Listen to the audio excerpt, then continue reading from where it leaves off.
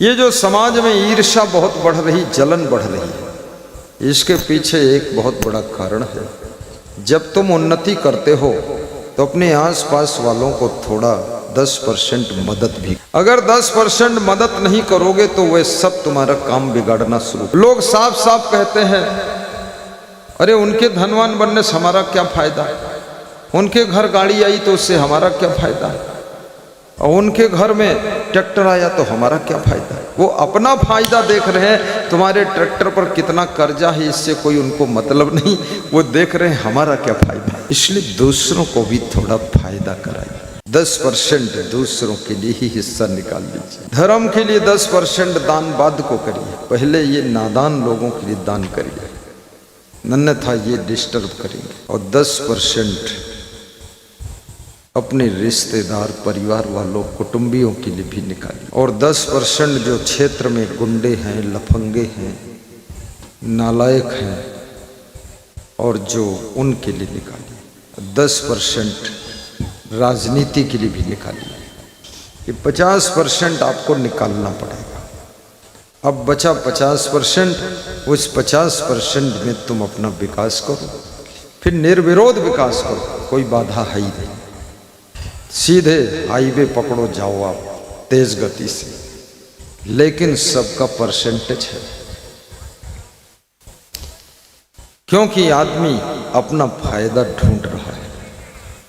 फायदा के लिए लोग कायदा भी छोड़ देते हैं, मर्यादा भी छोड़ देते हैं, और फायदा में गिर जाते हैं। और अगर फायदा ना हो तुमसे तो तुम्हारी निंदा भी करते हैं। नीचा पर यशोग्निनतः ततो निंदाम प्रकुर्वते असक्तास तत्पदम गंतुम। नीतिकार कहता है, जितना तुम विकास कर रहे हो उतना विकास जब तुम्हारे आसपास के लोग नहीं कर पाते हैं तो वे अपनी तसल्ली के लिए तुम्हारी निंदा करते हैं, और निंदा करके अपने मन को संतोष दिलाते हैं। इसलिए अपने विकास के साथ साथ थोड़ा आसपास वालों का भी ध्यान रखना। श्री कृष्ण भगवान कहते हैं, जब किसी का प्रभाव बढ़ता है तो उनको दुख होने लग जाता है। जिन लोगों का पहले से प्रभाव था और उनसे ज़्यादा तुम्हारा प्रभाव हो रहा है तो उनके मन में पीड़ा होने लग जाती है। इसलिए जब प्रभाव बढ़ने लग जाए तो ज़्यादा विनम्र हो जाना, और पुराने प्रभावशाली लोगों को भी हाथ पांव जोड़ते रहना, अन्यथा वे लोग तुम्हारी टांग खींचने का काम शुरू कर देंगे। भारत देश में हर क्षेत्र में ईर्ष्या, जलन बहुत काम करती है। किसी का बढ़ता हुआ नाम, बढ़ता हुआ काम, बढ़ता हुआ धन धाम देख करके लोगों के सीने पर सांप लौट जाते हैं और लोग दुखी हो जाते हैं। अमेरिका के किसी धनवान व्यक्ति से तुम कंपटीशन भी नहीं करते हो, जलन भी नहीं करते हो। तुम अपने गांव में ही जलते रहते हो, तुम अपने परिवार में ही जलन खलन करते रहते हो। अपने आप को संभालना। और जलन करने से मनुष्य का सुख भी जल जाता है। ईर्ष्यो घृणी न संतुष्टा क्रोधोनो नित्य संकिता पर भाग्योपजीवी चखडित नित्य दुखिता। विदुर जी कहते हैं, जो ईर्ष्या करता है और जो घृणा करता है, किसी को कमजोर समझकर और किसी को साधारण समझकर उनसे जो घृणा करता है, घृणा भरे हृदय में प्रेम की मृत्यु हो जाती है। और जहाँ प्रेम मर जाता है वहाँ सुख भी मर जाता है, वहाँ दुख रहता है। न संतुष्टा, और जो लोग कभी संतुष्ट नहीं होते, हमेशा असंतुष्ट रहते हैं। कितने लोगों को आपने हंसते हुए नहीं देखा होगा, खुश नहीं देखा होगा। क्योंकि वे संतुष्ट नहीं। तुम कितना ही अच्छा करो लेकिन सब लोग तुमको अच्छा नहीं कहेंगे, और कितना ही तुम गलत करो सब लोग तुमको गलत नहीं कहेंगे। कुछ लोगों को गलत ही पसंद है। अगर तुम शराब पीते हो तो शराबी लोग तुम्हारा गुणगान करेंगे, बहुत अच्छा शराबी है, पीता भी और पिलाता भी है। और यदि तुम अंडा भी न खाओ, कुछ भी न खाओ, लोग कहते हैं ये आदमी कोई काम का नहीं, ये बेकार हो गया। अरे ये तो गुरु उरुक चक्कर में पड़ गया, सब छोड़ दिए, पहले ठीक रहे, पहले हमहू अंडा खावत रहे, खुदो खाते रहे। गलत करने वालों का भी लोग साथ देते हैं संसार में, और अच्छा करने वालों का भी विरोध करते हैं लोग संसार में। कई गांवों में सत्संग होता है तो सत्संग के विरोध में भी चुपके दो चार लोग काम करते रहते हैं। कहीं खेत नहीं देंगे सत्संग कराने के लिए, पड़ा है खाली पड़ा, कहेंगे इसमें हम कुछ बोएंगे, हम देंगे, बोएंगे कुछ नहीं। अगर बो भी दिया तो उसमें घास बोया है, वो सनई बोया है कि इसको जोतेंगे फिर, और इसलिए बोया है कि तुम्हारा सत्संग ना हो पाए। शुभ कार्यों में सहयोग कीजिए, और कोई अशुभ कार्य कर रहा है उससे थोड़ा दूर रहिए। कबीर साहब तो यहां तक कहते हैं कि मेहनत करने वालों का गुणगान कीजिए, और जो आलसी है उनकी निंदा कीजिए। निष्कर्मी की निंदा कीजिए, कर्म करे वाही चित दीजिए। कहें कबीर कुछ उद्यम कीजिए, आप खाए और को दीजिए। कबीर साहब ने आलस्य का विरोध किया है कि आलसी मत बनो। जो निष्कर्मी हैं, कर्म ही नहीं कर रहे हैं, कबीर साहब कहते उसकी निंदा कीजिए, और जो कर्म कर रहा है उससे प्रेम कीजिए। क्योंकि आलसी से प्रेम करोगे धीरे धीरे एक दिन तुम भी आलसी बनोगे, और परिश्रम करने वालों से प्रेम करोगे धीरे धीरे तुम्हारा आलस्य दूर होगा, और तुम भी परिश्रम के पथ पर चल पड़ोगे, और एक दिन सफलता ही सफलता तुमको मिलना शुरू हो जाएगी। इसलिए गुणवान लोगों से प्रेम कीजिए। देव की जय। रामायण में क्यों कहा गया है कि राम से प्रेम करो? रावण से प्रेम करने को नहीं लिखा, और रामायण में लिखा है कि प्रथम भगति संतन कर संगा, दूजी रति मम कथा प्रसंगा। राम कहते हैं दूसरी भक्ति मेरी कथा, मेरे सत्संग जो हो रहे हैं उसमें बहुत प्रेम रखो। सत्संग कराना भी बहुत बड़े पुण्य का कार्य है। एक व्यक्ति सत्संग कराता है लेकिन हजारों लोगों को संस्कार मिल जाते हैं, कितनों की शराब छूट जाती है।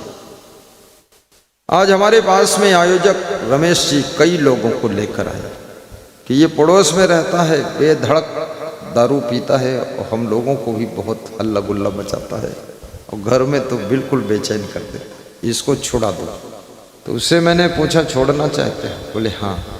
तुमने कहा चरण पकड़ लो, मत्था टेको, संकल्प लो, प्रतिज्ञा करो, अब कभी छुएंगे नहीं, पिएंगे नहीं। बोला अब छुएंगे नहीं, पिएंगे। फिर दूसरे को लेकर आए, फिर वही मॉडल, तीसरे को लाए, फिर वही मॉडल। वो ढूंढ ढूंढ कर ले आते हैं।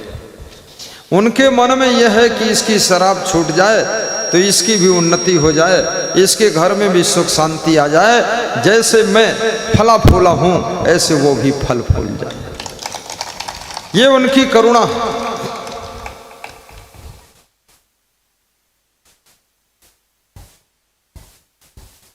उनकी भतीजी जो अहमदाबाद से आई है, उसने कहा गुरुजी जैसे आशीर्वाद हमारे चाचा रमेश को दिया है ऐसे हमको दे दो, हमारी खूब उन्नति हो जाए। बोले हमारी दुकान कपड़ा की है अहमदाबाद में, 2 दिन चलते है, वो 5 दिन बंद ही रहते, चलता ही नहीं दुकान, 2 दिन चलते। हमने कहा तुम 2 प्राणी हो, पति पत्नी 2 दिन काफी। अरे बोले रोज चले खूब ऐसा आशीर्वाद दे। श्री रमेश सिंह, जिला महाराजगंज, मंगलपुर वाले, उनकी पत्नी साधना सिंह, भाई सुरेंद्र प्रताप सिंह, उनके बहन बहनोई, बहुत बड़ा सत्संग मंगलपुर में करवाया था। महाराजगंज में ये दूसरा महान भक्त अवतार लिया। पहला ये राजेंद्र जायसवाल था, खड़े खड़े। राजेंद्र कहता था मैं अकेला हूं, लेकिन अब उसको इतनी खुशी है। नौसादर वाला आयोजक कहता है अब हम 2 हो गए, अब आनंद आ जाएगी महाराजगंज। और महाराजगंज जिले में तो महाराज को जाना ही चाहिए, गुरु महाराज को। जिला ही महाराजगंज है, कितना अच्छा नाम है। बैठो। दोनों को माला पहना कर आदर किया गया है। महान भक्त श्री अनिरुद्ध जी, ये भी पहली बार गोरखपुर में लाने वाला यही भक्त है जिसने गोरखपुर में परिचय कराया। लोग हमको जानते नहीं थे और वे बड़े मजेदार आदमी, सीधे हमसे पूछ लेते हैं कहाँ खाइल बा, कुछ बनाइल बा तुम्हारे लिए। तो मैं सोचता हूँ अभिन्न हृदय हो गया। ताला माली माला पहनाओ, ताली बजाते। ये भी पूर्व आयोजक है, बहुत बड़ा 2 बार प्रोग्राम किया है, 3 बार पधरौनी हो गई। बैठिए, आज भी पधरौनी हुई थी। नित्यदानी भी है, 100 रुपया रोज दान निकाला है और 15,000 का दान वर्षा किया था घर ही पर।